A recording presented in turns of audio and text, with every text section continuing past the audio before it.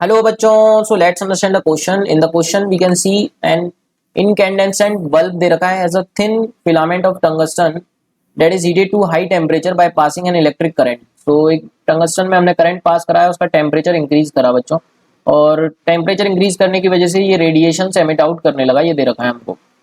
और इसका जो फिलामेंट है ब्रेकअप हो गया है रैंडम लोकेशंस पे। तो बच्चों अगर हम बात करें अलग अलग लोकेशंस पे ये ब्रेकअप हो गया, डेफिनेटली ये ब्रेकअप उन जगह पे हुआ होगा जहाँ पे टेम्परेचर सबसे पहले मैक्सिमम होगा। तो यहाँ पे टेम्परेचर मैक्सिमम रहा होगा, यहाँ पे भी मैक्सिमम रहा होगा। तो हम बोल सकते हैं कि यहाँ पे टेम्परेचर का डिस्ट्रीब्यूशन है इट इज नॉन यूनिफॉर्म।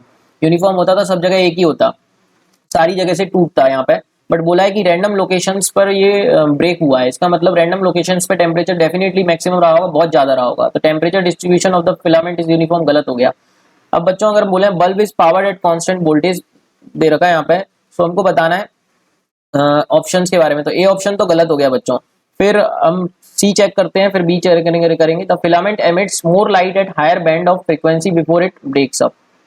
तो बच्चों बोल रहा है कि just before it breaks up, तो ये more light at higher band. Higher band का मतलब क्या है, फ्रीक्वेंसी ज्यादा बोल रहा है, इसका मतलब बच्चों वेवलेंथ कम रही होगी। और बिल्कुल सही बात है बच्चों, क्योंकि लैम्डा जो होता है वो इनवर्सली प्रोपोर्शनल टू टी। तो जस्ट बिफोर ब्रेकिंग टेम्परेचर ज्यादा रहा होगा।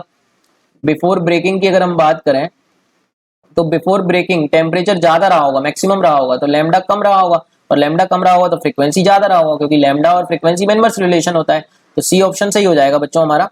The filament consume less electrical power towards the end of the life. तो पावर का फॉर्मूला होता है बच्चों v²/r।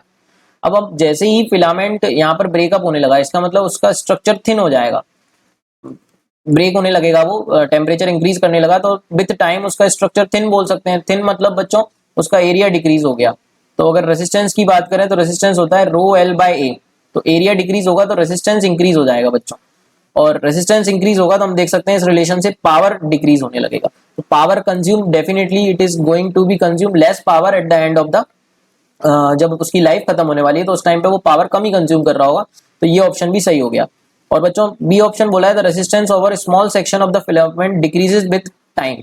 सो ऐसा जरूरी नहीं है बच्चों, क्योंकि रेजिस्टेंस जो है वो स्मॉल सेक्शंस की बात करें तो स्मॉल सेक्शंस के लिए उतने चेंजेस हम नहीं कंसीडर कर सकते। ओवरऑल चेंज यहाँ पे हम देख रहे हैं, ओवरऑल चेंज में एरिया हम कंसीडर कर सकते हैं चेंज हो रहा है, लेकिन स्मॉल सेक्शन में हम मान सकते हैं ऑलमोस्ट रेजिस्टेंस जो है टाइम के संग चेंज नहीं हो रहा है।